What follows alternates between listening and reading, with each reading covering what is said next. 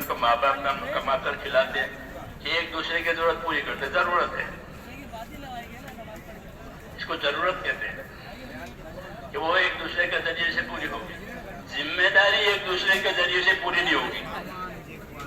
جو ذمہ داری اللہ نے ڈالی ہے وہ ایک کی جگہ دوسرا کر لے کہ تم آرام کرو میں نماز پڑھ لیتا ہوں. ایسا نہیں ہوگا, ایسا نہیں ہوگا. ہاں, کرنا ہوگا. حضرت فرماتے ہیں کرنا دین میں کرنا ضروری ہے, ہونا کافی نہیں ہے. ہاں, ہونا کافی نہیں ہے, کرنا ضروری ہے. کیوں؟ یہ دین ذمہ داری کا نام ہے. دین عربی زبان کا لفظ ہے, اس کا ترجمہ ہوتا ہے بدلہ. دین دال یا نون, دین, اس کا کیا ترجمہ ہے؟ اس کا ترجمہ ہے بدلہ, جزا. اچھا دین ہوا تو اچھا بدلہ ملے گا. دین بگاڑا ہے کہ برا بدلہ ملے گا. وہ تو بدلہ قائم کرنے کے لیے ہے. دنیا میں ذمہ داری قائم کرنے کے لیے دین ہے, آخرت میں بدلہ قائم کرنے کے لیے دین ہے.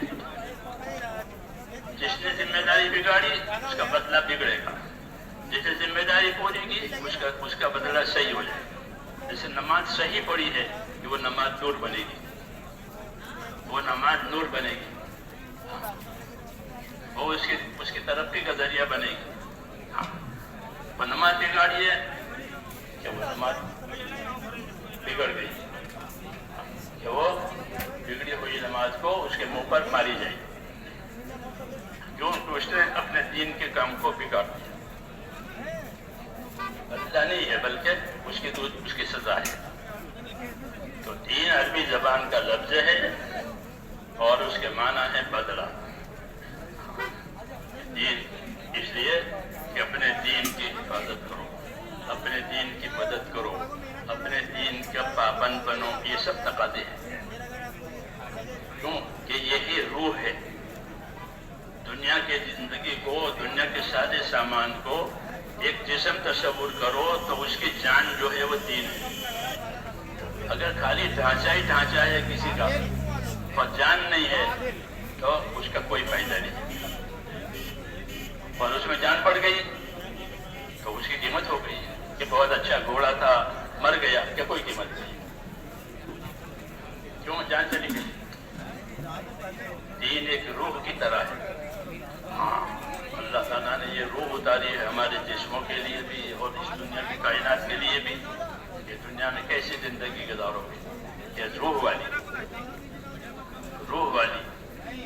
روح سے مراد اطاعت والی زندگی میں. اللہ تعالیٰ کی اطاعت یہ ہر شعبے کی روح ہے. تجارت کی روح تجارت کا دین, زمینداری کا روح زمینداری کا دین, مالداری کا روح مالداری کا دین, بیماری کی روح بیماری کا دین, تندرستی کی روح تندرستی کا دین. جتنی کیفیتیں حالتیں اس حالت کا دین. دین اسی طرح آیا ہے, دین اسی طرح آیا ہے لباس کی طرح سے. بدن کے حصے پر لباس ہر حصے کو ڈھانپتا ہے. آستینیں ہاتھ کو ڈھانپتی ہیں پائیں سے, اور اس طرح یہ بدن کے حصے کو ڈھانپتے ہیں اور بدن کی زینت بنتا ہے, بدن کی رونق بنتا ہے. کہ لباس اس لیے اتارا کہ تمہارے بدن کا عیب چھپ جائے اور تمہارے بدن کی رونق ظاہر ہو جائے. اصل لباس کی یہ غرض ہے. آج کے لباس کی بات نہیں کرتے ہم, وہ تو لباس ہی نہیں ہے. اللہ معاف فرمائے. لباس ہم نے لباس پیدا کیا ہے, ہم نے لباس اتارا ہے. یواری سوادکم وریشا, کہ وہ لباس تمہاری عیب کی جگہوں کو چھپائے گا اور تمہارے بدن کو رونق دے گا. لباس کی یہ غرض ہے. اسی طرح دین ہے میرے دوست, کہ دین آیا تو اسے لباس آ گیا تو بدن عیب کی جگہ چھپ جائے گی اور بدن کی رونق ظاہر ہو جائے گی. دین آیا کہ غلط چیزیں ختم ہو جائیں گی اور صحیح چیزیں وجود میں آ جائیں گی. صحیح ایمان, صحیح یقین, صحیح عمل, صحیح اخلاق, صحیح اسلوب, یہ سب چیزیں دین کے ذریعے سے جنم لیتی ہے، اور دین نہیں ہے تو پھر اس کے مقابل کی چیزیں جو ہے وہ جنم لے. دنیا ہے اور دنیا میں دونوں چیزیں ہوتی ہے، حق بھی ناحق بھی، اندھیرا بھی اجالا بھی، جھوٹ بھی سچ بھی. یہ ایسا بازار ہے، ایسا بازار ہے کہ یہاں سب چیزیں ہیں. تم اپنی زندگی کے لیے وہ چیز پسند کرو کہ جو تمہیں اللہ تعالیٰ نے رہبری دی ہے. یہ ہمیں حکم ہے کہ یہاں سب چیزیں ہوگی، یہاں سب چیزیں ہوگی. اس لیے اللہ تعالیٰ نے رسولوں کو بھیجا ہے کہ دنیا کی اس زندگی میں ایک روشنی ان کو ملے، تاکہ اس روشنی میں وہ اپنی منزل تک چلا جائے اور اپنے پیدا کرنے والے کو راضی کر لے. سب سے بڑی بات یہی ہے، سب سے بڑی بات یہ ہے کہ جس اللہ نے انسان کو پیدا کیا ہے وہ انسان ایسی زندگی گزارے کہ اللہ تعالیٰ اس سے راضی ہو جائے. اور اللہ کا راضی ہونا ایک ہی راستے سے ہے، اور وہ راستہ ہے جو اللہ تعالیٰ نے اپنے نبیوں کے ذریعے سے دنیا والوں کو دیا ہے. ہر زمانے میں اللہ دیتے رہے، آدم علیہ السلام کے بعد سے رسول صلی اللہ علیہ وسلم تک. آپ کے بعد کوئی نبی نہیں ہے اور آپ کی امت کے بعد امت کے نہیں ہے، اور اس دنیا کا پھر کوئی دوسری دنیا نہیں ہے. آخری پیغام آ گیا ہے، آخری ذمہ داری آ گئی. تو میرے دوستو اور بزرگوں، دنیا کہ یہ ذمہ داریوں کے پورا کرنے کا نام ہے، پورا کرنے کی یہ جگہ ہے. اور قاعدے کی بات یہ بتائی ہے کہ اس دنیا میں بندہ جتنی ذمہ داری پوری کرے گا اتنی اللہ کی اس کے ساتھ مدد ہوگی. المعونۃ علی قدر المعونہ، حدیث شریف میں ہے کہ اللہ کی مدد اتنی ملے گی جتنی ذمہ داری پوری کی جائے گی. وہ یہ غفلت سے یہ نہ سمجھے کہ ہم کو ضرورت ہے، ہم تو کھاتے پیتے ہیں، اس سے بحث نہیں ہے. وہ تو جانور کو بھی کھانا پینا مل جاتا ہے، ہاتھی کو بھی ملتا ہے اس کے حساب سے، اور چونٹی کو بھی ملتا ہے اس کے حساب سے، چڑیا کو ملتا ہے اس کے حساب سے. وہ چیز الگ ہے. ہاں، ہم کو اللہ تعالیٰ نے انسان بنایا ہے تو جانور کی صف میں نہیں کھڑا ہونا ہے کہ کھانا پینا کہ وہ جانوروں کا کام. ہمارا کھانا پینا بھی دین ہے. ہمارا کھانا پینا صرف ضرورت نہیں ہے بلکہ ضرورت قرار دی گئی ہے کہ کھاؤ پیو پہنو اوڑھو، اور اس کے طریقے بتائے ہیں کہ اس طرح کیسے کرو. طریقے کی پابندی کی وجہ سے ضرورت بھی دین بن جائے گی.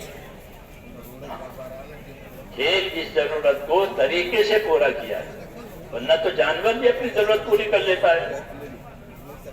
سلمان فارسی رضی اللہ تعالیٰ عنہ کے پاس ایک بے دین آیا اور کہنے لگا کہ تمہارا اچھا نبی ہے.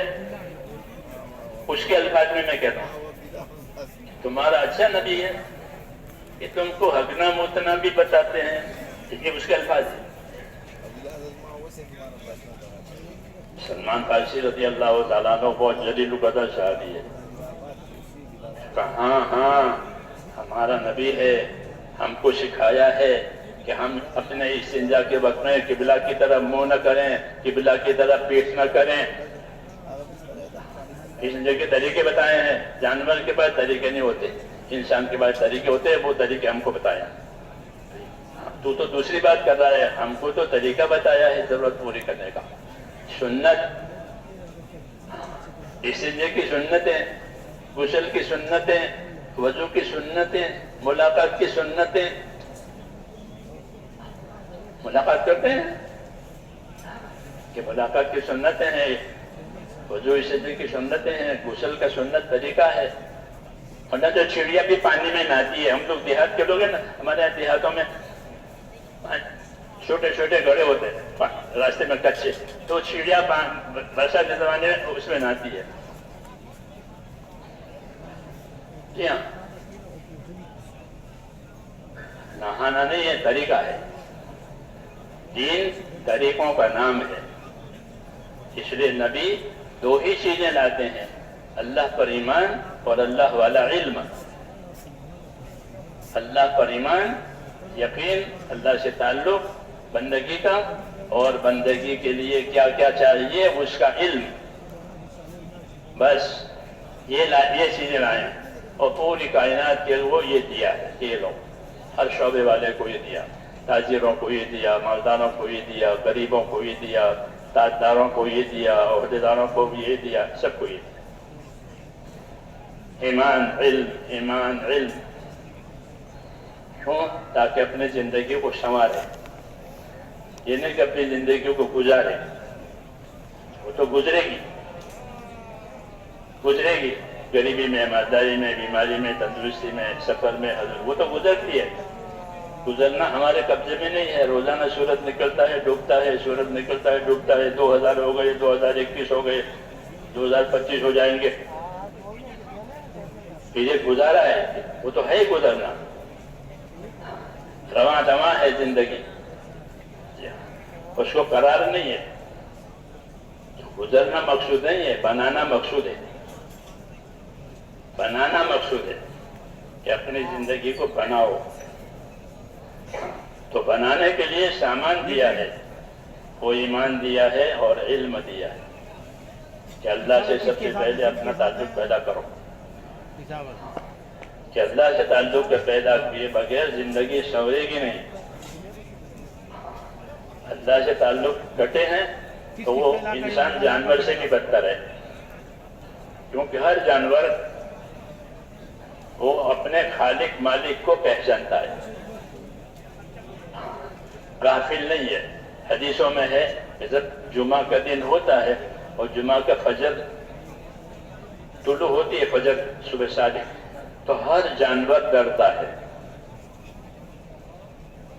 क्यों? कि जुमा के दिन कयामत आएगी। तो आज जुमा है और जुमा की फजर का वक्त हो रहा है, तो हर जानवर डरता है कि ये जुमा कयामत वाला जुमा ना। हदीसों में है जानवर को कयामत का शऊर है। हमारे सामने वो जानवर है, खुदा के सामने वो जिम्मेदार है, उसको पहचानता है। इस तरह तमाम कायनात का यही हाल है। आसमान हो, जमीन हो, हवा हो, पानी हो, आग हो, ये सब चीजें हमारे सामने खामोश है। खुदा के सामने वो इताअत और ताबेदारी के साथ है। जो हुक्म देंगे अल्लाह वो करेंगे। आसमान को, जमीन को, आग को, पानी को, हवा को, जो हुक्म अल्लाह देंगे वो करेंगे। हमारे सामने वो बेजान है, खुदा के सामने वो जिम्मेदार है। ये कायनात का हाल है। ये कायनात का हाल है कि कायनात की हर चीज खुदा के सामने जवाबदार है। तो उनको जिस काम के लिए पैदा किया है वो काम, वो कायनात की वो चीज वही काम करती है, दूसरा काम नहीं करती। अम्र के ताबे है, उनके लिए अलग अलग अम्र है। और वो अम्र तस्खीरी है, यानी खिदमत वाले अम्र उसके जिम्मे। कायनात की जितनी चीजें हैं उनके जिम्मे खिदमत का काम दिया गया है।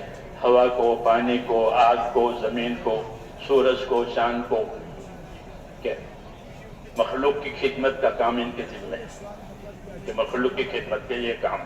तस्खीर कहते हैं उसको कि अल्लाह ने उनको एक काम दिया है, वो एक काम का पाबंद है। सूरज को एक काम दिया है, सूरज एक काम का पाबंद है। वशम्सु तजरी लिमुस्तक़र्रिन लहा, सूरज अपनी रफ्तार के एक तरह से चलता रहता है।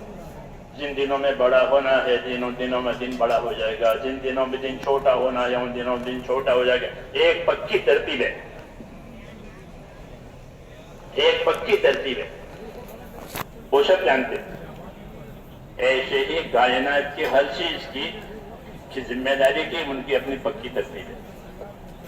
हाँ, कि जिस खिदमत के लिए, जिस काम के लिए वो कायनात की चीज पैदा हुई है वो वही करेगी। बस फिर आखिर में वो सब चीजें फना हो जाएगी। رہی انسانوں کی بات وہ الگ ہے. ہاں ان کو تسخیر نہیں ہے بھائی، ان کو تکلیف اردو کی تکلیف نہیں. اردو میں تکلیف معاف کرنا، تکلیف وہ الگ ہے. وہ اردو کا کلمہ تکلیف وہ الگ ہے. تو کسی کو ناگوار چیز ہو جائے وہ تکلیف ہے. عربی میں تکلیف کہتے ہیں ذمہ داری دینے کو.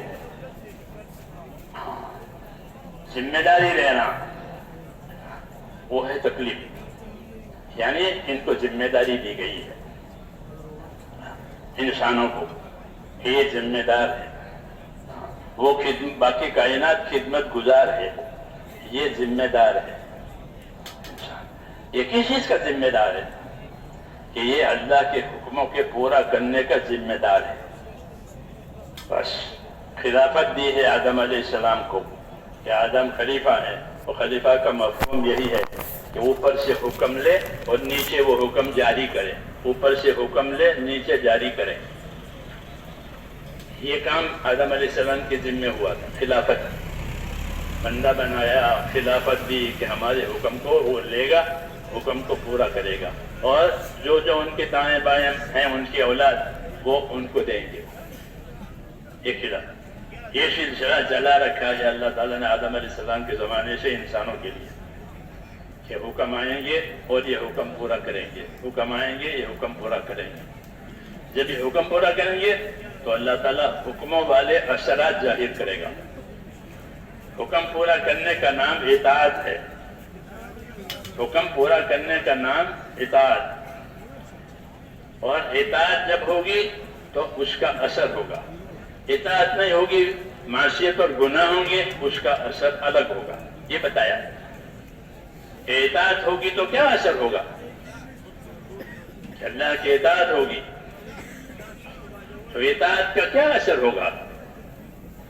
اطیعوا اللہ واطیعوا الرسول لعلکم ترحمون. اطاعت کرو اللہ کی، اطاعت کرو اس کے رسول کی تاکہ تم پر رحم ہو جائے. کہ اطاعت کا اثر، کہ اطاعت کا رحمتوں کا ظہور. کہ جب اطاعت ہوگی تو ہر جگہ اللہ کی رحمتوں کا ظہور ہوگا، رحمتیں ظاہر ہوگی. کہ رحمت کے ظاہر ہونے کا ایک ہی راستہ ہے، وہ ہے اطاعت. اور اطاعت کا طریقہ کہ رسول سکھائیں گے. انسانوں میں سے ہوتے ہیں رسول، انسانوں میں سے ہوتے ہیں رسول، تو ان کو اطاعت سکھائیں گے. اور اطاعت قائم ہوگی تو پھر رحمتوں کا ظہور ہوگا، رحمتیں ظاہر ہوگی. 100% اطاعت ہوئی تو 100% رحمتیں ہو جائیں گی. ہر لائن میں رحمت آئے گی، دلوں میں بھی رحمت آئے گی کہ ایک دوسرے پر رحم کرنے والے بن جائیں گے. رحماء بینہم، صحابہ کے بارے میں پڑھا، مہاجرین رحماء بینہم. یہ محمد صلی اللہ علیہ وسلم کے ساتھی ہیں کہ وہ کیسے ہیں کہ وہ ایک دوسرے پر رحم کرنے والے ہیں. ان کو ایک دوسرے سے حسد نہیں ہے، کینہ نہیں ہے، عداوت نہیں ہے، بلکہ کیا ہے، ایک دوسرے پر رحم کرنے والے، ایک دوسرے کی قدر کرنے والے، ایک دوسرے کی خوبیوں سے فائدہ اٹھانے والے. رحماء بینہم، آپس میں. اور خدا کے سامنے کہ تراہم رکعا سجدا یبتغون فضلا من اللہ ورضوانا. دو کیفیتیں بیان کی ہے کہ اللہ کے رسول کی اطاعت کی وجہ سے ان کے اندر دو بنیادی صفتیں پیدا ہو گئی. یہ پہلے لڑتے تھے،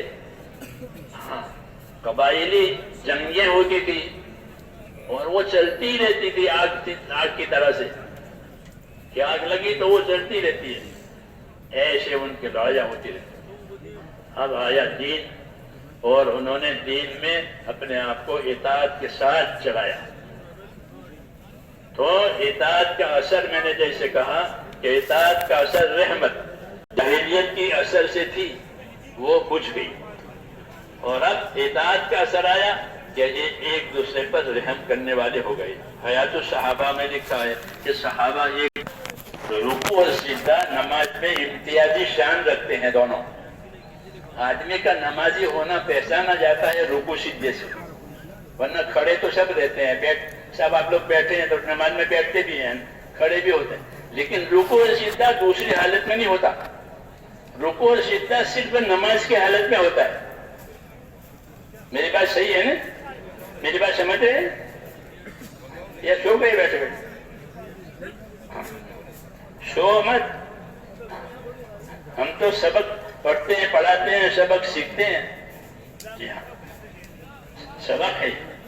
تبلیغ میں چلتے پھرتے سبق لیتے ہیں، مدرسے میں بیٹھ کے یاد کر کے سبق لیتے ہیں. جی ہاں. تو میں کیا کہہ رہا تھا؟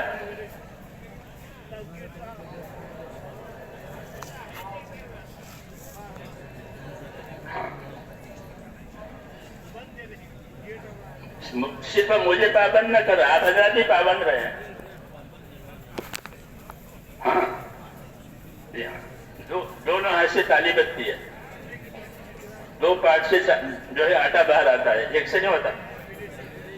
کہ بولنے والا بولتا رہے، ایسے کام نہیں چلے گا. سننے والے سنیں، سمجھنے والے سمجھیں تو سمجھ پیدا ہوگی. تو میں یہ کہہ رہا تھا کہ صحابہ کرام کی صفت بیان کی کہ وہ رحم دل ہیں ایک دوسرے پر. اطاعت کا اثر، اس کی بات ہو رہی تھی کہ وہ رحم دل ہیں. کیوں؟ بھائی ہیں، ہمارے بھائی ہیں. رحمت کا اثر ہو گیا، بھائی بن گئے. تو میں نے کہا آپس میں بھائی ہو گئے، اور خدا کی جناب میں اس اطاعت کی وجہ سے کہ اللہ کے بندے بن گئے، عبادت ان کی زندگی میں ظاہر ہوئی. تو تراہم رکعن سجدا، کیا آپ دیکھو گے ان کو. یہ اس وقت کہا جاتا ہے جب کوئی چیز کثرت ہوگی. تو کہا آپ دیکھنا ان کو، یعنی دیکھنا بہت آسان ہے کیونکہ ان میں یہ بات کثرت سے پائی جاتی ہے. تراہم رکعن سجدا، آپ دیکھو گے اب محمد صلی اللہ علیہ وسلم کے اصحاب کو کہ کیسا دیکھو گے کہ رکوع کرنے والے، سجدہ کرنے والے، پورا جھکنے والے، آدھا جھکنے والے. رکوع میں آدھا جھکتا ہے، سجدے میں پورا جھکتا ہے، پیشانی رکھ دیتا ہے اللہ کے سامنے. کیا آپ ان کو دیکھو گے کہ رکوع کرنے والے ہیں، سجدہ کرنے والے ہیں؟ تو میں نے کہا رکوع سجدہ کا کیوں نام لیا؟ کہ رکوع اور سجدہ یہ نماز کی امتیازی صفت ہے. باقی کھڑا ہونا، بیٹھنا یہ تو دوسرے کاموں میں بھی ہوتا ہے، نہیں ہوتا؟ اب آپ حضرات بیٹھے ہیں، نماز تو نہیں ہے لیکن بیٹھے ہیں، کہ ابھی تشکیل میں کھڑے بھی ہو جائیں گے. ہاں، لیکن آپ تشکیل میں یا بیان سننے میں رکوع سجدہ نہیں کر سکتے. کر سکتے؟ تو یہ ان کی امتیازی صفت بتائی ہے عبادت گزاری میں کہ آپ ان کو رکوع میں پاؤ گے، آپ ان میں سجدے میں پاؤ گے. عبادت کی شان ہے رکوع سجدہ، اور نماز کے امتیازی اعمال میں سے ہے رکوع اور سجدہ. یعنی وہ اتنی کثرت سے رکوع سجدہ کرنے والے ہیں کہ گویا یہ ان کی امتیازی شان ایک پہچاننے والی علامت بن گئی. روایتوں میں ہے کہ صحابہ کرام یہ نہیں کہ صرف اللہ کے راستے میں نکلتے تھے. ہمارے ذہن میں تو ایک ہی تصور ہو گیا کہ وہ اللہ کے راستے میں جاتے تھے اور جو ہے وہ شہید ہو جاتے تھے. اتنا نہیں ہے، بلکہ وہ اللہ کی عبادت بھی بہت کرتے تھے، اللہ کا ذکر بھی بہت کرتے تھے، توبہ استغفار بھی بہت کرتے تھے. ہاں، توبہ استغفار کہ بہت. ابو ہریرہ جب تک 12,000 مرتبہ استغفار نہ کر لے سوتے نہیں تھے. ہاں، ان کی سیرت دیکھیں کہ وہ اللہ کی اطاعت میں تراہم رکعن سجدا، کہ آپ ان کو پائیں گے رکوع میں، سجدوں میں. تو میں نے کہا رکوع سجدہ یہ نماز کی امتیازی صفت ہے، یہ دوسری جگہ کہیں نہیں ہے. روزہ رکھے تو رکوع سجدہ نہیں ہے، حج کرے تو رکوع سجدہ ہے؟ نہیں، اسی میں ہے امتیازی صفت ہے اللہ کے سامنے جھکنے کی، اور بندگی کی شان ظاہر کرنے کی آپ ان کو رکوع سجدوں میں پائیں گے، رکوع سجدوں میں دیکھیں گے، یعنی اس اطاعت کے نتیجے میں آپس میں بھائی بھی بنے ہوئے ہیں اور خدا کی عبادت میں بھی کثرت سے لگنے والے ہیں۔ یہ اطاعت کا اثر ہوا ہے کہ ان کو اطاعت کی دعوت دی گئی کہ اللہ کی بات مانو، تو وہ اطاعت کو اپنی زندگی کی گویا ایک غذا بنائی، غذا کے بغیر چارہ نہیں ہے، تو اپنی زندگی کی ایک غذا بن گئی ہے اللہ کی اطاعت۔ اور اطاعت بھی وہ حضرات کرتے تھے عظمت اور محبت سے، بوجھ سے نہیں۔ ہم اپنے ایمان کی کمزوری کی وجہ سے اطاعت کے کاموں کو بوجھ محسوس کرتے ہیں۔ ہاں بوجھ، کہ نماز بھی بوجھ ہو رہی ہے، زکوٰۃ بھی بوجھ ہو رہی ہے، حج بھی بوجھ ہو رہا ہے، تبلیغ بھی بوجھ، تو لیکن برداشت کرتے ہیں کیونکہ ایمان ہے اندر۔ لیکن ان کی کہ بات بدل گئی، ان کے لیے بوجھ نہیں ہے، بلکہ کیا ہے کہ شوق ہے، خوشی ہے کہ مجھے اللہ تعالیٰ نے اس کا موقع دیا ہے۔ تو اطاعت بھی کرتے تھے اور تعظیم کے ساتھ اور خوشی کہ مجھے یہ حکم ملا ہے، مجھے یہ حکم ملا ہے، اس لیے میں بات کروں گا۔ ان کی اطاعت وہ اصلی چیز ہے، اطاعت کہ زندگی میں اللہ تعالیٰ کے حکموں کی تابعداری آ جائے، وہ زندگی کا اصلی جوہر ہے اور نبوت کا اصلی مقصد ہے۔ ہماری زندگی کا اصلی جوہر، اصلی خوبی وہ یہ ہے کہ ہماری زندگی میں اطاعت آئے، اور نبی کا اصلی کام یہی ہے کہ وہ لوگوں کو اطاعت پر قائم کرے۔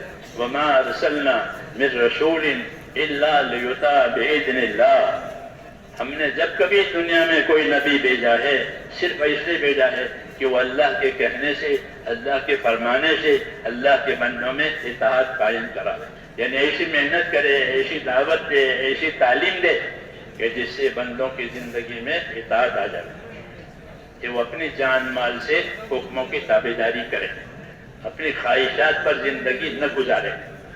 اطاعت کا مفہوم یہ ہوتا ہے کہ اپنی خواہشات پر زندگی نہ گزارے، بلکہ اللہ کے حکموں کو دیکھے اور ان حکموں کو یاد کر کے، وہ سمجھ کر کے ان حکموں کو پورا کرے۔ اطاعت، اور اطاعت کی خوبی یہ ہے کہ تعظیم کے ساتھ اطاعت کرے، بوجھ سمجھ کر کے نہیں، بلکہ یہ اطاعت ہمارے لیے عزت اور شرف ہے۔ عزت اور شرف ہے کہ ہم کو اللہ نے اطاعت کرنے کا حکم دیا، میری اطاعت کرو، تو یہ ہمارے لیے شرف ہے۔ جیسے کسی کو بادشاہ کی خدمت کا موقع مل جائے، بادشاہ کی خدمت کا موقع مل جائے، بڑے آدمی کی خدمت کا موقع مل جائے، تو وہ اپنے لیے شرف سمجھتا ہے، یہ میرے لیے سعادت ہے، میرے لیے شرف ہے۔ تو انسانوں کی شرف کہ وہ کیا، کہ ان کو اللہ کے اطاعت کے لیے دعوت دی گئی ہے، ان کو اللہ کے اطاعت کا راستہ بتایا گیا ہے، اور اپنی جان مال کو صحیح استعمال کرنے کے طریقے بتائے گئے ہیں۔ یہ اطاعت کا مفہوم ہے۔ تو وہ حضرات اس اطاعت کو پوری طرح سمجھے ہوئے تھے کہ ہمارے لیے شرف ہے، ہمارے لیے عزت کی بات ہے، اس لیے اس اطاعت کا معاملہ ہے تو پوری عظمت کے ساتھ، خوشی کے ساتھ اطاعت کرتے۔ بس حکم پہنچا۔ عبداللہ نے لکھا ہے، عبداللہ ابن مسعود رضی اللہ مسجد نبی میں داخل ہو رہے تھے، دروازے پر پہنچے اور حضور صلی اللہ علیہ وسلم ممبر پر تھے، اور ممبر سے فرمایا اجلسو، لوگوں سے فرمایا مجمع بیٹھ جائیے، یہ فرمایا۔ ابن مسعود نے اجلسو سنا دروازے پر، جب وہ داخل ہو رہے تھے اندر، تو وہ اجلسو بیٹھ جائیے، تو وہ وہیں دروازے پر بیٹھ گئے،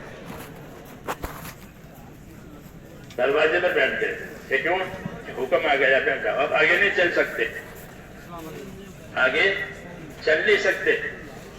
ابن مسعود گاؤں کے آدمی نہیں تھے، ہاں، ابن مسعود صحابہ رضی اللہ تعالیٰ عنہم میں بڑے علم کے مالک تھے،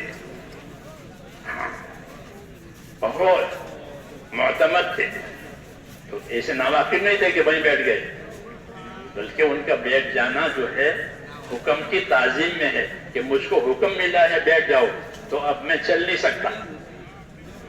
یہ کیا ہے کہ حکم کی تعظیم ہے تو وہ دروازے پر بیٹھے. دروازہ بیٹھنے کی جگہ نہیں ہے, وہ تو آنے جانے کی جگہ ہے. حضور صلی اللہ علیہ وسلم نے دیکھا کہ وہ میرا حکم سن کر کے وہاں بیٹھ گیا, آگے بڑھنے کی ہمت نہیں ہوئی. تو فرمایا عبداللہ آگے آ جاؤ, آگے آ جاؤ. اپنے آگے بلا لیا, ورنہ وہ وہیں بیٹھ گئے. کیوں؟ کہ اللہ کے نبی کے حکم کی تعظیم ہے. یہ نہیں کہ بیٹھ جاؤ اور وہ حکم دایاں بایاں ہو گیا اور جو کرنا تھا وہ کر رہے ہیں. یہ بات نہیں ہے. یہ اطاعت کی مثال ہے کہ اللہ کا حکم دائیں بائیں ہو گیا, وہ جو کرتے تھے وہ کرتے رہے. کہ یہ غافل ہیں, یہ غافل ہیں, یہ اطاعت میں نہیں ہے. ان کو اطاعت میں آنا ہے, پھر وہ دائیں بائیں نہیں ہو جائیں گے بلکہ اطاعت ہے. اس سے آگے کی بات یہ ہے, ایک دفعہ حضور صلی اللہ علیہ وسلم نے اسی طرح منبر پر سے فرمایا بیٹھ جائیے. قریب میں محلہ تھا, مسجد نبوی کے قریب بنو غنم کا محلہ. اس زمانے میں مسجد نبوی کی دیواریں بہت چھوٹی چھوٹی تھی. اس کے نشانات ابھی بھی ہے کہ اصلی مسجد نبوی کی دیواروں کی کتنی اونچائی تھی. وہ تو جب تبلیغ کرتے کرتے حج کرے تو وہ بات ملتی تھی پہلے. اب تو لوگ پیسوں سے حج کرتے ہیں. تو پیسوں سے جاتے ہیں, پھر پیسوں کی وجہ سے آ جاتے ہیں. اڑ کر کے گئے, اڑ کر کے آ گئے, تو حج تو ہو گیا. حج تو ہو گیا. اس زمانے میں حج کرتے تھے تو وہ ایک عجیب طرح کا تھا. جماعتیں جاتی تھی, پیدل بھی جاتی تھی, سواری بھی جاتی تھی, حج بھی کرتی تھی. تو وہ حج اس محنت کے ساتھ ہوتا تھا. پھر وہاں بھی محنت والے ہوتے تھے, وہ بتاتے تھے یہ مسجد نبوی کی یہ اصلی حد ہے, یہاں یہ ہوتا تھا, یہ ہوتا تھا. شیخ خیاط وغیرہ اس زمانے میں ہوتے تھے, پرانے مہاجرین یہاں سے گئے ہوئے. تو وہ ہم لوگوں کو سکھاتے تھے. 40-45 سال پہلے کی بات ہے. وہ بتا کہ مسجد نبی کی یہ حد ہے, اتنی دیواریں تھی, اتنی اونچائی تھی, یہاں یہ تھا, یہاں یہ تھا. تو دیواریں مسجد نبی کی چھوٹی تھی, اس لیے آواز باہر جاتی تھی. تو عبداللہ ابن رواحہ قریب کے محلے میں تھے, بنو غنم کا محلہ وہ قریب میں تھا. انہوں نے وہ اجلسو بیٹھ جاؤ یہ سنا, وہ وہی بیٹھ گئے.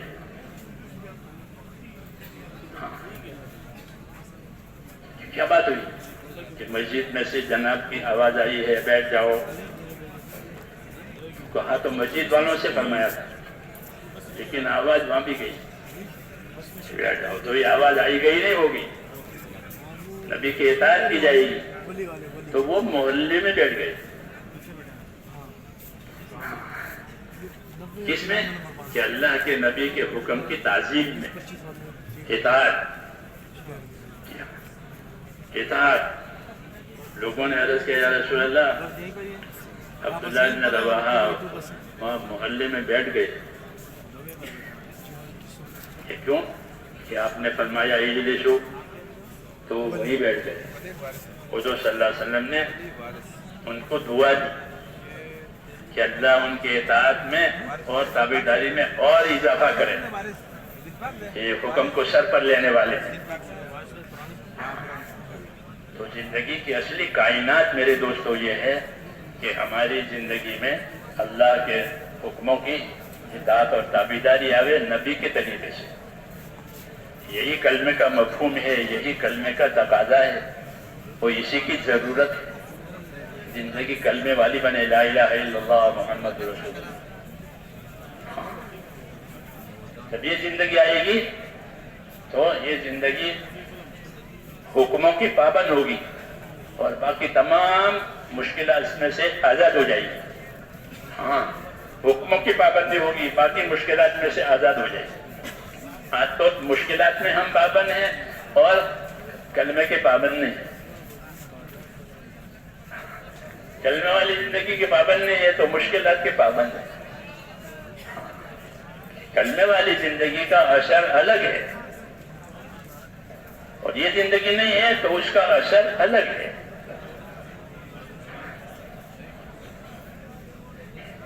کہ اس کا کیا اثر ہے؟ جو زندگی کلمے والی ہوگی، اطاعت والی ہوگی، تو وہ زندگی پاکیزہ ہوگی. من عمل صالحا من ذکر او انثى وهو مؤمن فلنحيينه حياة طیبہ وَلَنَجْزِيَنَّهُمْ أَجْرَهُمْ بِأَحْسَنِ مَا كَانُوا يَعْمَلُونَ.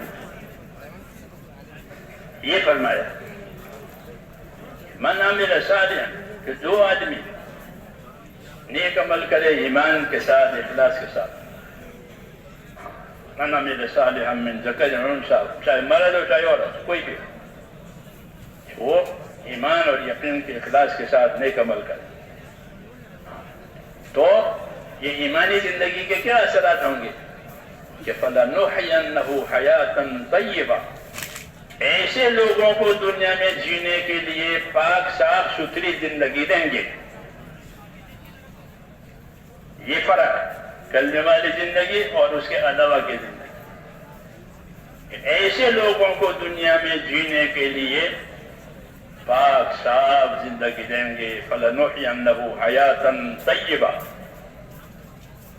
پاک زندگی، ستھری زندگی، پریشانیوں سے، دشمنیوں سے، بے برکتی سے، بے عملی سے. یہ زندگیاں پاک ہو، یہ زندگیاں ان پریشانیوں سے پاک ہو. ان کے اسباب میں برکتیں ہوگی. پاک زندگی کا یہ اثر ہے کہ ان کو جو اسباب ملے ہیں ان کے اسباب میں برکتیں ہوگی، ان کی دعاؤں میں قبولیت ہوگی. یہ پاک زندگی کے اثرات ہیں کہ ایمان اور اعمال والی زندگی، کلمے والی زندگی اگر وجود میں آتی ہے تو وہ زندگی پاکیزہ ہے. ایسے لوگوں کو دنیا میں جینے کے لیے پاک فرمایا فَلَنُحْيَنَّهُ حَيَاةً طَيِّبَةً. اللہ کہتے ہیں ہم ان کو جینے کے لیے پاک زندگی دیں گے. تو یہ پاک زندگی کے اثرات ہیں کہ وہ پریشانیوں سے، دشمنیوں سے اور دوسری خرابیوں سے یہ پاک ہوگی، اور ان کے اسباب میں برکت ہوگی، ان کی دعاؤں میں قبولیت ہوگی، ان کی حاجتیں پوری ہونے میں آسانیاں ہوگی. یہ سب ہے پاک زندگی کے اثرات جس کے لیے انسانیت محتاج ہے اس کی کہ ان کی زندگی میں یہ چیزیں پیدا ہو جائیں.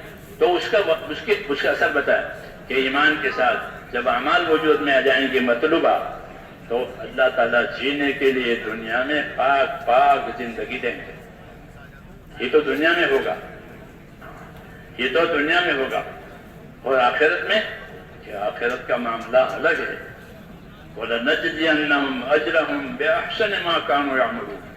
اور ان کو جو اجر و انعام دیا جائے گا وہ تو بہت اچھا اور اونچے انداز کا اجر و انعام کیوں دیا جائے گا.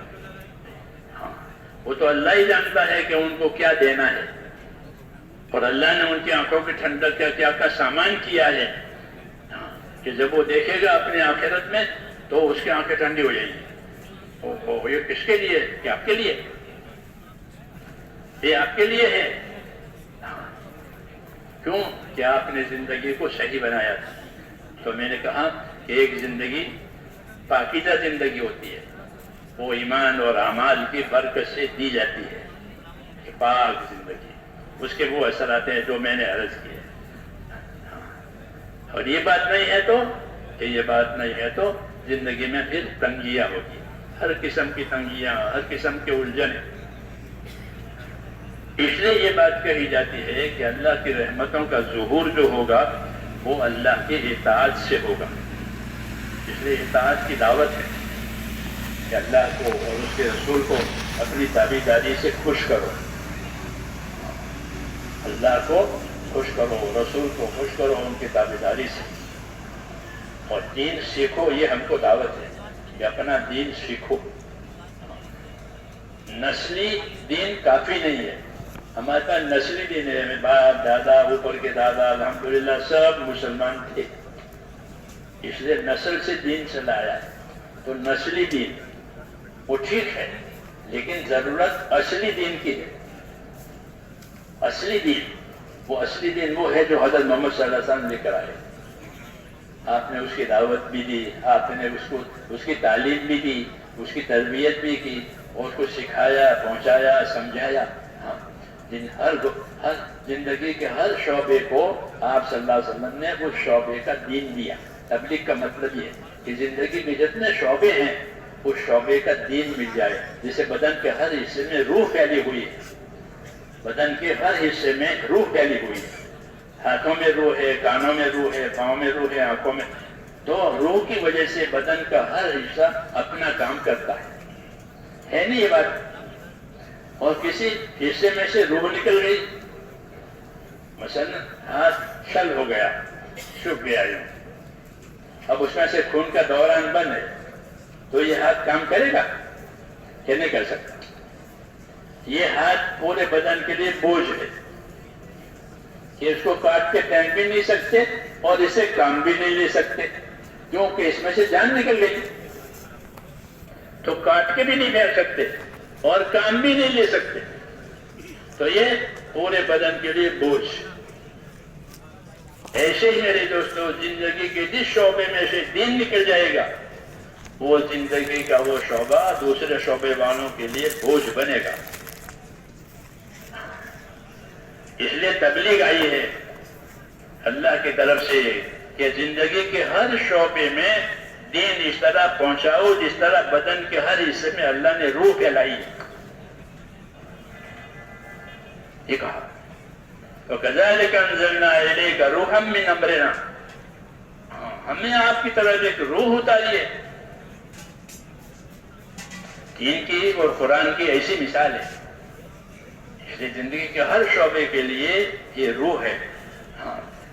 اگر تاجروں کا شعبہ اس میں سے دین نکل گیا تو وہ اپنی تجارتوں میں بے ایمانی کریں گے, نقصان پہنچائیں گے اور نفع کمائیں گے. شعیب علیہ السلام کو تاجروں کی اس شعبے کی اصلاح کے لیے بھیجا تھا, انہوں نے حد کر دی ہے اپنی تجارتوں میں, حد کر دی ہے. تو ان کی اصلاح کے اس شعبے کے اصلاح کے لیے شعیب علیہ السلام آئے تھے, اور انہوں نے ان کو اپنے ایمان یقین کے صحیح کرنے کی بھی دعوت دی اور ساتھ ساتھ اپنے شعبے کو یا اپنی تجارتوں کو صحیح کرنے کی بھی دعوت دی کہ تمہارے کا تجارت غلط ہونے سے لوگوں کو نقصان ہو رہا ہے, ان کے مالوں میں, ان کی چیزوں میں. ہاں, کہ جھکتا لیتے ہو اور جب دینا ہے تو اونچا دیتے ہو, ناپ تول میں کمی کرتے ہو, اور دوسری خرابیاں ان کی تجارتوں میں.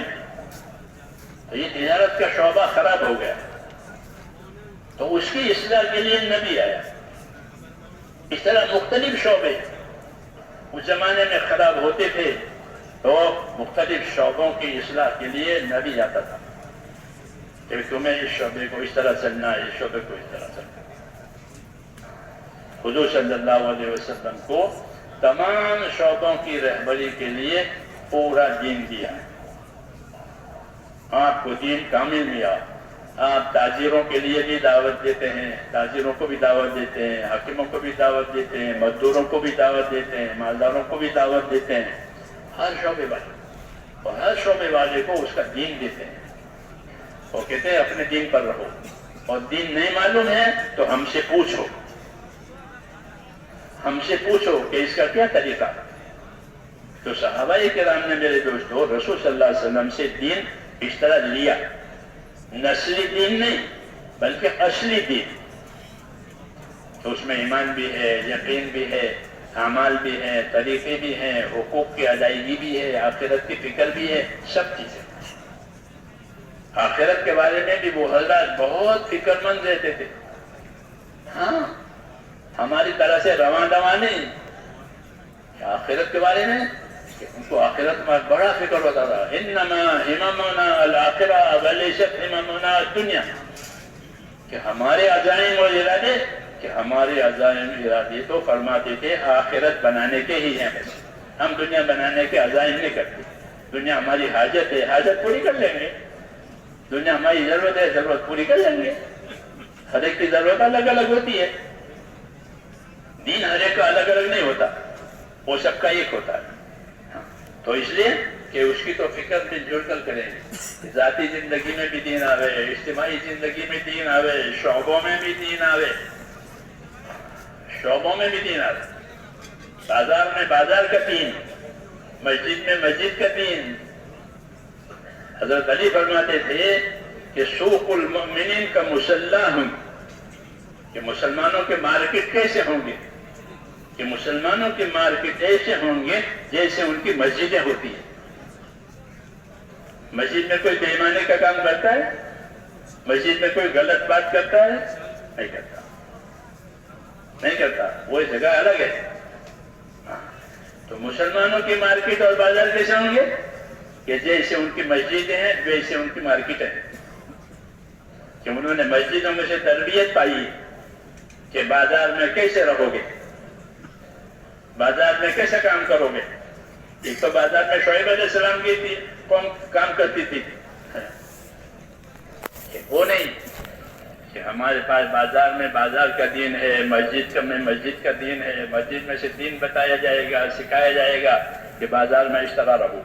تو حضرت علی فرماتے تھے کہ مسلمانوں کی مارکیٹ اور مسلمانوں کی مسجد ایک ہی، یعنی وہاں بھی اللہ کے حکم پورا ہوتے ہیں اور مسجد میں بھی اللہ کے حکم پورا ہوتے ہیں۔ وہاں بھی کوئی غلط چیز نہیں ہوتی، بازار میں بھی، یہاں بھی غلط چیز نہیں ہوتی۔ سوق المؤمن کا مسلح ہوں، کہ مسلمانوں کی مارکیٹ اور مسلمانوں کے بازار کہ وہ ایسے ہوتے ہیں جیسے ان کی مسجدیں ہوتی ہیں۔ ہاں، کہ ان کو ایک چیز بتائی جاتی ہے اطاعت کے راستے سے اپنے اپنے شعبے کی۔ ہاں، اس لیے میرے دوستو، دین یہ دین تو روح کی طرح سے ہے، اگر روح نکل گئی تو پھر ڈھانچے کی کوئی قیمت نہیں ہے۔ جتنا بڑا ڈھانچہ اتنا بڑا بوجھ، کیوں کہ جان نکل گئی، کہ ہاتھی کی جان نکل گئی ہے، بہت بڑا بوجھ ہو گیا۔ ہاں، بہت بڑا بوجھ ہو گیا۔ تو زندگی کے بڑے بڑے شعبے کہ اگر اس میں سے دین نکل گیا کہ وہ زندگی کا بوجھ نہیں، یعنی وبال، کہ اس میں دین نہیں ہے، مال ہے وہ دین نہیں ہے، کہ مال وبال ہے، عہدے ہیں، اقتدار ہیں، کاروبار ہیں اور اس میں دین نہیں ہے کہ یہ وبال ہے۔ جیسے جان نکل گئی تو اب کیا کریں گے کہ بیٹا تھا، اکیلا تھا اور لیکن مر گیا، تو کیا کریں گے کہ ختم، اب اس سے کوئی چیز متعلق نہیں ہے، کوئی چیز متعلق نہیں ہے، کیونکہ جان نکل گئی ہے۔ اس لیے میرا دین کہ دین روح کی طرح سے، اس لیے دین کی دعوت ہے، دین کی تعلیم ہے، دین کی محنت ہے، دین کا سیکھنا سکھانا ہے، کہ اسی سے تو سارے شعبوں میں جان پڑے گی، پھر سارے شعبوں کا دین آئے گا، سارے شعبوں کا دین، حضور صلی اللہ علیہ وسلم تمام شعبوں کا دین۔ جب صحابہ کو یہ دعوت پہنچی کہ اپنے اپنے شعبے میں اپنے اپنے دین لاؤ، تو پوچھنے آتے تھے کہ ہم فلاں کام کرتے ہیں، اس کا کیا دین ہے، اس میں ہمیں کیا کرنا ہے، کیونکہ وہ جانتے تھے یہاں سے ہر کام کے لیے رہبری ملے گی۔ حضور صلی اللہ علیہ وسلم کو اللہ نے علم دیا تھا اپنی امت کی رہبری کے لیے، آپ اپنی امت کی رہبری علم سے کرتے تھے۔ 23 برس تک وحی آئی ہے، اس وحی میں یہی علم اترا ہے کہ دنیا سے آخرت کیسے بناؤ گے، دنیا سے آخرت کیسے بناؤ گے تاکہ آخرت میں خوش خوش جاؤ کہ ہماری آخرت بنی ہوئی ہے۔ جیسے نئی عمارت بن رہی تھی تو اب نئی عمارت میں جب رہنے کے لیے جائیں گے اپنے کنبے کے ساتھ تو خوش خوش کہ وہ پرانا کرایے کا مکان تھا وہ چھوٹ گیا، الحمدللہ اب اللہ نے ہم کو مکان دے دیا نیا، اب خوش خوش اس میں جائیں گے، دعوت کریں گے اور لوگ مبارکباد دیں گے۔ ایسے ہی آخرت میں آدمی جائے گا اپنے آخرت میں تو خوش، فرشتے مبارکباد دیں گے، فرشتے سلامی دیں گے اور یہ خوش، کیوں کہ اس کو بنایا ہے۔ تو ہم کو میرے دوستو، تو اس لیے وہ حضرات اپنی دنیا سے آخرت بنانے کے راستے پوچھتے رہتے تھے۔ ہمارے یہاں پوچھنے کا رواج ہی ختم ہو گیا، جیسا ہوتا ہے ویسا کر لو، لوگ کرتے ہیں ویسا کر لو، وضو کرتے تو ہم بھی وضو کر لیں، نماز پڑھتے ہم نماز کر لیں، حج کرتے تو ہم بھی کر لیں، دیکھا دیکھی۔ دین دیکھا دیکھی نہیں ہوتا، کہ دین کا تو سیکھنا اور سمجھنا ضروری ہے، کیونکہ اس پر نجات کا دار و مدار ہے، کہ بغیر دین کے نجات نہیں ہوگی، ہاں بغیر دین کے عذاب ہوگا۔ اس لیے اس کا سیکھنا، سمجھنا، پوچھنا، جاننا ضروری۔ تو یہ حضرات پوچھتے رہتے تھے کہ کہ ہم تو فلاں کام کرتے ہیں، اس کا کیا دین ہے؟ ایک صحابی عدی ابن حاتم تائی کے بیٹے ہیں، یہ حاتم تائی بہت بڑا سخی گزرا ہے عرب میں، نصرانی مذہب کا آدمی تھا وہ، اس نے رسول صلی اللہ علیہ وسلم کا زمانہ نہیں پایا۔ حاتم تائی کی صحابت مشہور ہے، کتابوں میں اس کے قصے ہوتے ہیں، تھا بھی بہت سخی وہ، نصرانی مذہب رکھتا تھا، اس نے رسول صلی اللہ علیہ وسلم کا زمانہ نبوت کا نہیں پایا، بلکہ حضور صلی اللہ علیہ وسلم کی عمر جب 8 سال کی تھی تو اس سال میں وہ مرا ہے اپنے مذہب پر، جس سال میں حضرت عبد المطلب حضور صلی اللہ علیہ وسلم کے دادا جان کی وفات ہوئی ہے، اسی سال میں وہ بھی مرا ہے، اس نے اسلام نہیں پایا۔ لیکن اس کے بیٹے آئے عدی، وہ حضور صلی اللہ علیہ وسلم کی دعوت انہوں نے قبول کی تھی، وہ اپنے مذہب کے پڑھے لکھے آدمی تھے، پڑھے لکھے آدمی تھے، وہ بڑے سمجھدار آدمی تھے، اور لمبی عمر انہوں نے پائی، کتابوں میں لکھا ہے۔ تو وہ حضور صلی اللہ علیہ وسلم کے پاس آئے، یا رسول اللہ ہمارا مسئلہ ہے۔ کیا مسئلہ ہے؟ کہ ہمارے پاس بڑے بڑے شکاری کتے ہیں، اور وہ بڑے بڑے جانور کا شکار کرتے ہیں، تو شکاری کتے سے شکار کرانے کی کیا حکم ہے، اس کی کیا شریعت ہے؟ یہ پوچھنا ہے، یہ نہیں کہ شکار کرو، شکار کرنے گئے میں کبر یہ شکار کر کے کاٹو، کہ نہیں اب دین آیا ہے تو شکار کرنا ہے تو شکار کا دین پوچھو۔ یہی صحیح اثر ہے تبلیغ کا، کہ جب تبلیغ صحیح ہوگی تو لوگ اپنی دینی ضرورتوں کو پوچھنے آئیں گے، اور پوچھنا چاہیے جاننے والوں سے اپنی دینی ضرورتوں کو۔ جیسے دنیا کی ضرورتیں پوچھنا، وکیلوں کے پاس جاتے ہیں، لویروں کے پاس جاتے ہیں، بیرسٹروں کے پاس جاتے ہیں، بلڈروں کے پاس جاتے ہیں، ڈاکٹروں کے پاس جاتے نہیں جاتے اپنی ضروریات لے کر کے۔ تو دین کی بات ہو تو، کہ دین کی بات ہو تو دین والوں کے پاس، علم والوں کے پاس جاؤ، یہ حکم ہے، تاکہ تمہاری بے دینی ختم ہو جائے اور دینداری قائم ہو جائے۔ نہیں پوچھیں گے، نہیں معلوم کریں گے تو غلط کریں گے۔ تو غلط کرنا اور نہ کرنا یہ کی ہے، بلکہ غلط کرنے کے تو وبال ہے، نہ کرنا تو غفلت ہے، غلط کرنا وبال ہے کہ کیوں غلط کیا۔ اس لیے حکم ہے کہ اپنا دین سیکھو، دین سیکھو، تاکہ زندگی کا جو بھی مرحلہ آئے وہ مرحلہ دین کے ساتھ ہو جائے۔ ہمارے ہاں جو تیسرا نمبر ہے علم و ذکر، اس میں اسی کی دعوت ہے کہ زندگی کو علم و ذکر پر لاؤ۔ حضرت فرماتے تھے اپنی کمائیوں کو علم پر لاؤ۔ کمائیاں ہوئے نا، کماتے ہیں لوگ، کہ اپنی کمائیوں کو علم پر لاؤ۔ یہ کمائی صحیح ہے، یہ کمائی غلط ہے، کتنی ہونی چاہیے، کیسے ہونی چاہیے۔ کہ کمائی بھی اپنے لیے ہے اور کمائی کا دین بھی اپنے لیے ہے، کمائی وہ بھی اپنے لیے ہے اور دین کس کے لیے؟ کہ دین بھی اپنے لیے ہے۔ کہ کمائی ہے تو کمائی کے دین کے ساتھ، تو فرماتے ہیں کمائیوں کو علم پر لاؤ۔ ہاں، کمائیوں کو ہوس اور خواہش پر نہیں کہ زیادہ آ رہا ہے نفع تو کماؤ، پھر دین رہے نہ رہے، حق رہے نہ رہے، ایسا نہیں ہے، یہ باطل ہے، یہ باطل ہے کہ صرف کمانا ہے، کہ صرف کمانا، یہ باطل ہے،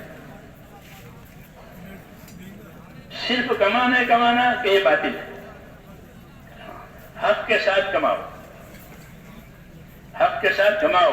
اللہ نے تجارت کو حلال کیا ہے، تجارت ہمارے حلال ہے، بہترین ذریعہ ہے روزی کمانے کا۔ جی ہاں، اللہ نے اس کی اجازت دی ہے اور اس کے احکام دیے۔ تو حضرت فرماتے تھے کہ اپنی کمائیوں کو کس پر لاؤ؟ کہ اپنی کمائیوں کو علم پر لاؤ، جہالت کے ساتھ اور کمانے کی ہوس کے ساتھ کیا کمانا نہیں ہے، علم کے ساتھ کمانا ہے۔ جیسے صحابہ کرام کی تجارتوں سے اللہ تعالیٰ راضی تھا، تو وہ پوچھنے آتے تھے کہ اس کا کیا حکم ہے اس کو۔ تو یہ عدی ابن حاتم پوچھنے آئے کہ ہم تو شکاری کتوں سے شکار کرتے ہیں، اور بڑے بڑے جانور ہمارے کچھ شکار ہوتے تو اس شکار کا کیا حکم ہے، اور اسے کھانے کا شکار جو کتے نے شکار کیا ہے تو اس شکار کا کیا حکم ہے۔ تو پھر ان کی رہبری کے لیے قرآن پاک کی آیتیں نازل ہوئی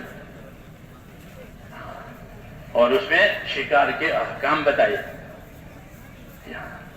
کیوں؟ تو ان کا پوچھنا صحیح تھا، زندگی کی ضرورت ہے کہ بھائی شکار کرتے ہیں ہماری زندگی کی ضرورت کے لیے، تو وہ رہبری لینے کے لیے آئے، اپنی ضرورتوں میں رہبری لینا کہ اس کا صحیح طریقہ کیا ہے، تو ضرورت بھی پوری ہو جائے گی اور ضرورت کا دین بھی وہ ہے وہ بھی ادا ہو جائے گا، اس لیے پوچھتے تھے وہ۔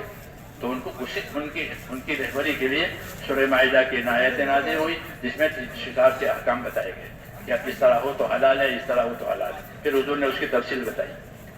یہ میں نے مثال دی تھی کہ وہ اپنی ضرورتوں کے دین کو پوچھتے تھے کہ ہمارے علم و ذکر کا یہی مطلب ہے۔ ہاں، یہ علم و ذکر صرف مذاکرے کی چیز نہیں رہی بلکہ تنفیذ کی چیز ہے۔ کس کی چیز ہے؟ تنفیذ کی چیز ہے کہ ہماری تو ہر چیز علم کی روشنی میں ہوگی۔ رسول صلی اللہ علیہ وسلم سے پہلے جاہلیت تھی۔ کیا تھا؟ جاہلیت، علم کا نام ہی نہیں تھا۔ 600 برس ایسے گزر گئے تھے کہ کوئی علم دینے والا ہی نہیں تھا۔ عیسیٰ علیہ السلام آسمان پر اٹھا لیے گئے، پھر کوئی نبی نہیں ہے، کوئی رہبر نہیں ہے۔ 600 سال گزرے، پکی جہالت، پکی جہالت۔ حضور صلی اللہ علیہ وسلم نے آ کر کے اس جہالت کا علاج کیا ہے۔ آپ نے لوگوں کو اللہ کی طرف بلایا، اللہ کے انعام اکرام بتائے، اللہ کا حق بتایا کہ اللہ کا کیا حق ہے۔ تم کو اللہ نے پیدا کیا ہے، تم کو اللہ روزی دیتا ہے، اور تم کو اللہ تندرستی دیتا ہے، تو اس کا کیا حق ہے؟ کہ اس کا حق یہ ہے کہ اسی کی عبادت کی جائے گی، اس کے ساتھ کسی کو شریک نہیں کیا جائے گا۔ یہاں سے کام شروع ہوا، یہاں سے کام شروع ہوا۔ پھر جو بات آگے بڑھی، آگے رہبری آتی گئی اللہ کی طرف سے زندگی کے دوسروں شعبوں کے لیے، یہاں تک کہ 23 برس کی مدت میں دین بھی پورا ہو گیا اور دین کی محنت کی ترتیب بھی پوری ہو گئی، اور لوگوں کی زندگیوں میں دین آیا اور ذمہ داری پڑی کہ اب اس طرح یہ دین تمہارے پاس آیا ہے، اس طرح اس دین کو آگے اور بڑھاؤ۔ تو انہوں نے دین سیکھا، دین سمجھا اور دین کو اپنے اندر نافذ کیا، اپنے اندر نافذ کیا، اپنے عمل کے ذریعے سے اپنی زندگی میں نافذ کیا، اور اس کی دعوت اور تعلیم اور اس کے سیکھنے سکھانے کے ذریعے سے دوسروں میں نافذ کیا، اور ان کو بتایا کہ صحیح طریقہ یہ ہے۔ ان کو اکرام کے ساتھ بتایا۔ صحابہ کرام جاتے تھے ان کی جماعتیں، تو وہ خالی ان کو دعوت دے کر واپس نہیں آتے تھے، بلکہ ان کو دعوت دیتے تھے۔ جب وہ دعوت قبول کر لیتے تھے تو وہاں ٹھہر جاتے تھے۔ کہ کیوں ٹھہرتے؟ کہ ان کو دین سکھانا ہے۔ انہوں نے تو دین قبول تو کر لیا ہے، لیکن قبول کریں گے اور سیکھیں گے نہیں تو پھر بھول جائیں گے، جیسے تھے ویسے ہو جائیں گے۔ اس لیے وہاں رک جاتے تھے۔ بعد سفر 6 مہینے کے ہوتے تھے۔ ہاں، ہم تو 4 مہینے کی بات کرتے ہیں نا، اور بعد سفر 6 مہینے کے ہوتے تھے۔ 6 مہینے وہیں رکے ہوئے ہیں کہ کیوں؟ ان کو باقی چیزیں سکھائی جا رہی ہیں۔ کہ دین کے تعلق سیکھنے سے، پھر جب دین آئے گا کہ سارے شعبوں میں جو ہے ذمہ داری پوری ہو جائے۔ اس لیے میرے دوستو، ہماری زندگیاں جو ہے ذمہ داریوں کی ہے، اور جو اسباب اللہ تعالیٰ نے ہم کو دیے ہیں جان مال کے، اس کے بارے میں ہم کو یہ بتایا کہ یہ جان مال جو ہے وہ اللہ کی امانت ہے۔ کیا ہے؟ اللہ کی امانت ہے، اور یہ امانت تمہیں حق ادا کرنے کے لیے دی گئی ہے، یہ بتایا۔ اس امانت کے تم مالک نہیں ہو۔ مالک کون ہے؟ کہ اللہ مالک ہے، اللہ ہر چیز کا مالک ہے، اللہ ہر چیز کا وارث ہے۔ کیوں؟ ہر مالک مر جائے گا۔ زمیندار زمین کا مالک ہے کہ ہاں، مگر مر جائے گا۔ مالدار مال کا مالک ہے مگر مر جائے گا۔ پھر وارث کون رہے گا؟ کہ اللہ. اِنَّا نَحْنُ نَرِثُ الْأَرْضَ وَمَنْ عَلَيْهَا وَإِلَيْنَا تُرْجَعُونَ. اللہ کہتے ہیں ہم ہیں زمین کے وارث اور زمین کے ہر چیز کے ہم وارث ہیں. تم تو مر کر کے میرے پاس واپس آ جاؤ گے. یوں بات تم مر کر کے میرے پاس آ جاؤ گے. اصل وارث کون ہے؟ کہ اصل وارث وہ ہے جو اصل مالک ہے. تو ہر چیز کا مالک اور وارث اللہ ہے. ہاں کہا کہ ہم ہیں وارث. تو میں نے کہا ہم جان مال کے امین ہیں. ہم کو جان اور مال بطور امانت کے دیے. یہ تمہارے پاس جان مال امانت ہے.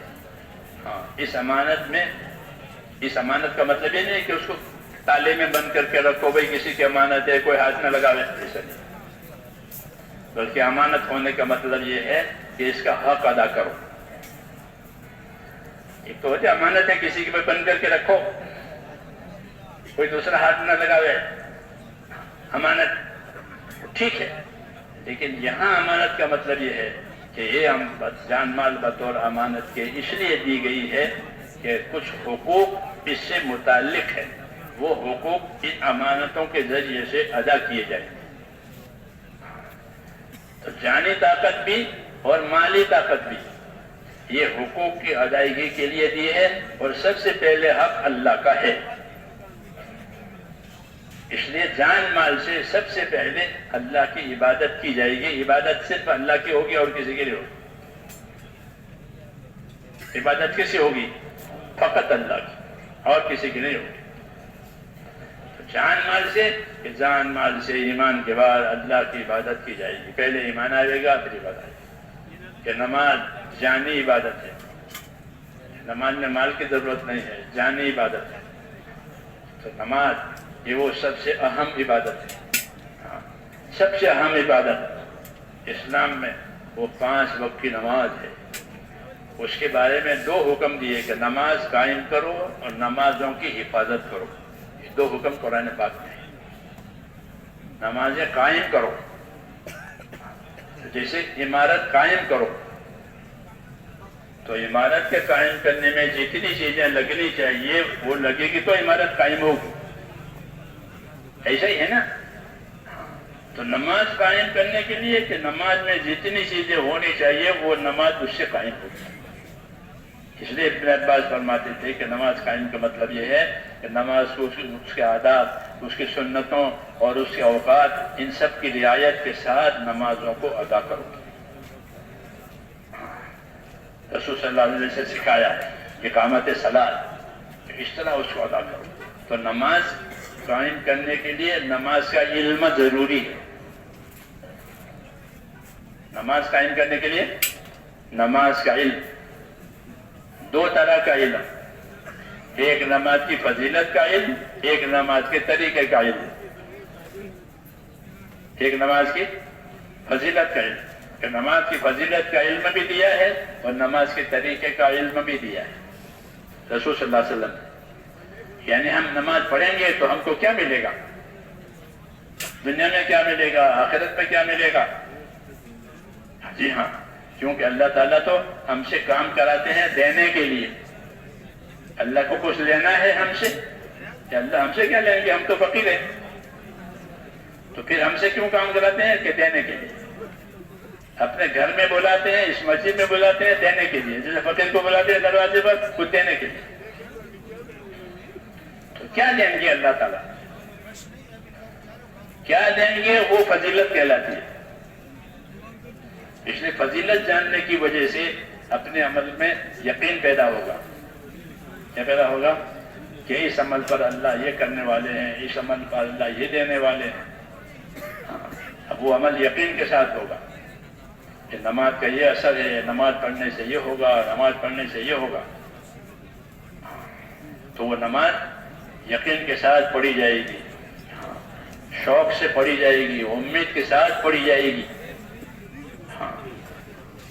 علم فضیلت کا علم کہ وہ ایک اندر جان پڑ جائے گی نماز میں. پھر نماز نہیں چھوڑے گا چھوٹ جائے گی تو اس کا قلق ہوگا کہ اتنی بڑی عبادت اس کا اتنا بڑا انعام آج مجھ سے وہ چھوٹ گئی. عبداللہ بن عمر کی نماز چھوٹ گئی عشاء کی تو وہ ساری رات عبادت کرتے تھے کہ آج میری عشاء کی نماز نکل گئی. جماعت نکل گئی تو وہ ساری رات عبادت کرتے تھے. کیوں؟ کہ وہ نماز کی فضیلت کو جانتے تھے کہ بھئی عشاء کی نماز جماعت سے پڑھے اور فجر کی نماز جماعت سے پڑھے، اس کو کیا ملے گا؟ اس کو کیا ملے گا؟ کہ جو عشاء کی نماز جماعت سے پڑھے، فجر کی نماز جماعت سے پڑھے تو ایسا ہے جیسا پوری رات عبادت میں کھڑا رہا. تو پوری رات عبادت میں کھڑا رہنا کوئی آسان کام ہے، اور وہ بھی روز کیا آسان نہیں ہے. اللہ نے اس کو یوں آسان کر دیا فضیلت بتا کر کہ عشاء جماعت سے پڑھ لو پھر سو جاؤ اور فجر کی نماز جماعت سے پڑھو. ایسا ہوگا جیسا کہ پوری رات عبادت میں گزاری. اس لیے عشاء کی نماز نکل گئی تو پوری رات نماز میں گزارتے تھے. کیا پوری رات کا ثواب نہیں ملے گا؟ عشاء نکل گئی. ہاں، کیوں؟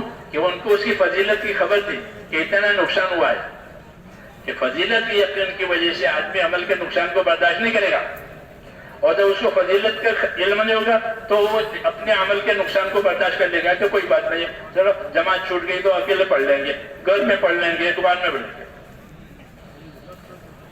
تو یہ تو عبادت نہیں ہوئی، آزادی ہوئی، غفلت ہوئی. کہ عبادت تو طریقوں سے ہوتی ہے، عبادت تو طریقوں سے ہوتی ہے، اسی کا نام عبادت ہے، ورنہ رسم ہے. تو نماز کے طریقے دیے، ہر عمل کے طریقے دیے، اس کی فضیلتیں دی، تاکہ فضیلت کے شوق میں اور طریقوں کی تابعداری میں وہ عبادت کی جائے تو وہ عبادت صحیح ہو. جانی عبادت، مالی عبادت، اس لیے اس کا علم ہونا ضروری ہے میرے دوستو. ہماری دعوت صرف نکل جانے کی نہیں ہے کہ نکلو، بلکہ نکلنا اسی لیے ہے کہ نکلنے میں محنت بھی کرنے گے، کہ دعوت کی بھی محنت، عبادت کی بھی محنت، سیکھنے سکھانے کی بھی محنت، اخلاق کی بھی محنت، دعاؤں کی ہر چیز کی تو محنت، کہ ان تمام چیزوں کے ساتھ محنت لگی ہوئی ہے. کہ سیکھنے کی بھی محنت، کہ سیکھیں گے. دعوت ایسا کام ہے کہ اس میں اپنی بہت چیزیں سیکھ سکتے ہیں. ہاں، دین کی بھی، اپنی ضرورت کی بھی. کیوں؟ ایسے ایک سادہ محنت دی ہے کہ نکلنے کی وجہ سے بہت چیزیں سیکھنے کے موقع آ جاتے ہیں. اس میں ایک طریقے سیکھے جائیں گے.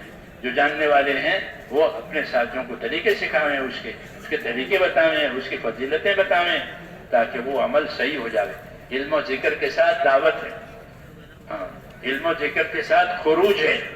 ہاں، علم و ذکر دعوت کے دو پہیے ہیں. جیسے گاڑی کے دو پہیے ہوتے ہیں، گاڑی تو کم سے کم دو پہیے ہوتے ہیں، دو پہیے سے گاڑی چلتی ہے.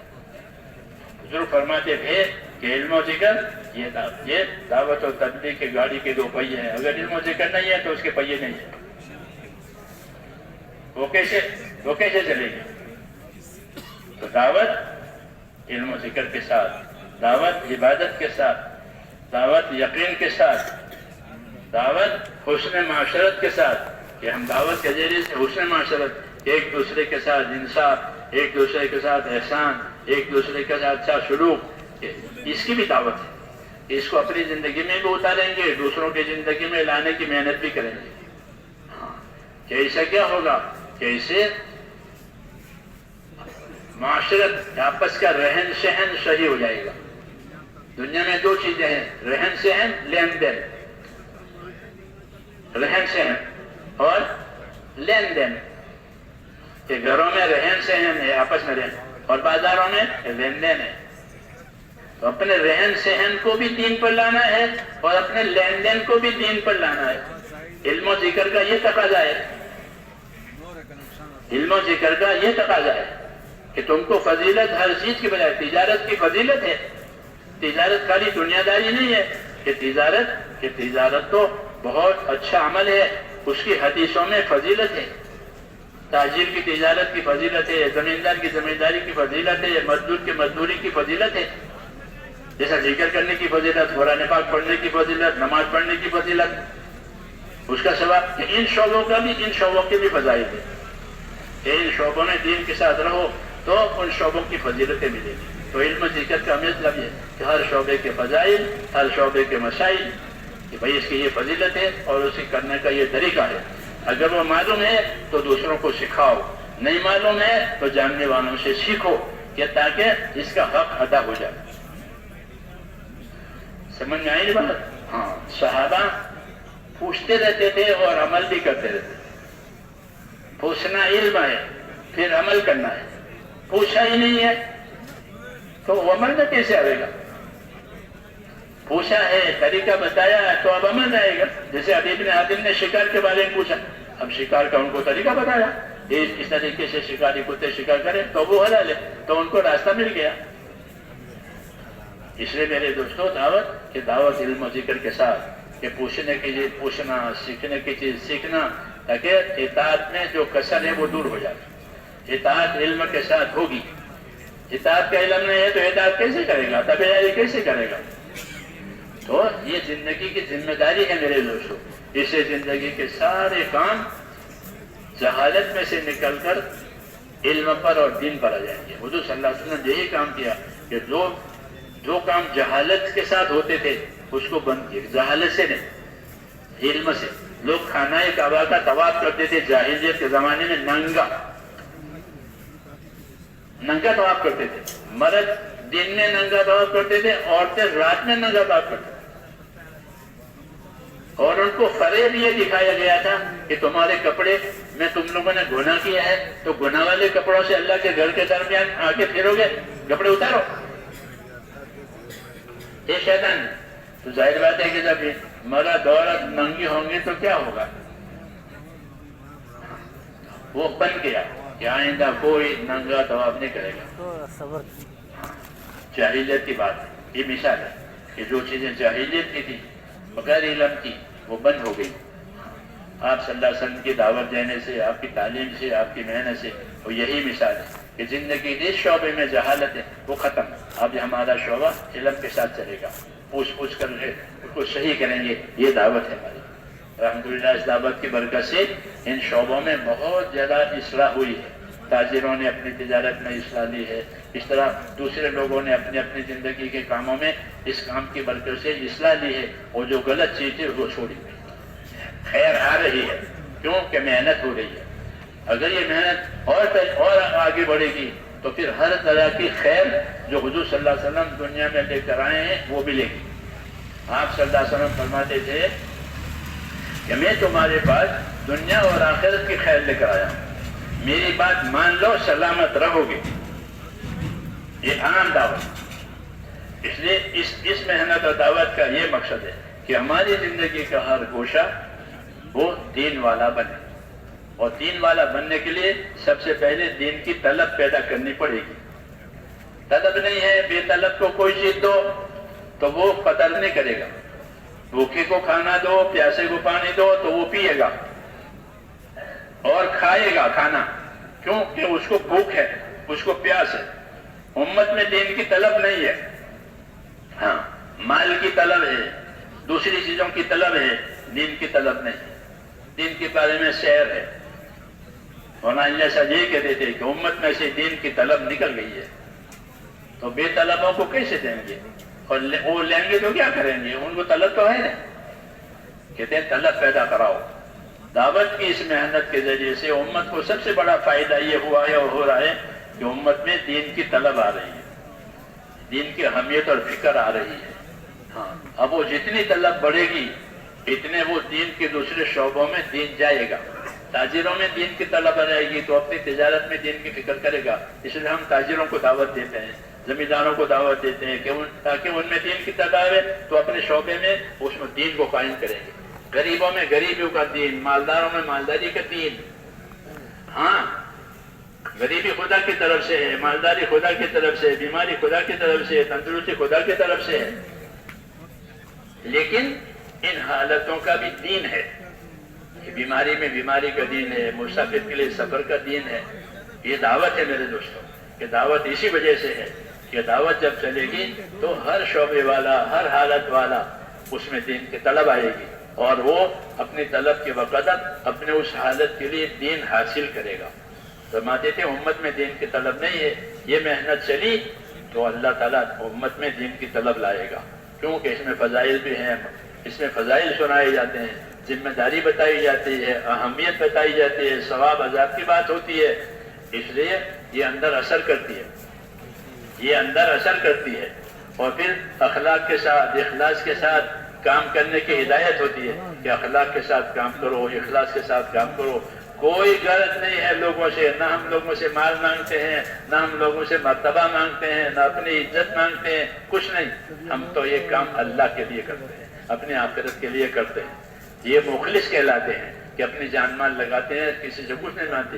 کہ ہاں جو مخلص ہوں گے وہی ہدایت کا ذریعہ بنیں گے۔ المخلصون ہم مصابیح الہدی، کہ جو مخلصین ہیں وہ ہدایت کے چراغ ہیں، کہ ان کے ذریعے سے اللہ صحیح راستہ کھولے گا۔ اللہ کا شکر ہے کہ اللہ کے بندوں نے اس ذمہ داری کو اوڑھنا شروع کیا ہے، اپنی جان مال کے ساتھ اس خدمت میں لگے ہوئے ہیں، اور اس کام میں اللہ نے ان کو لگایا ہے۔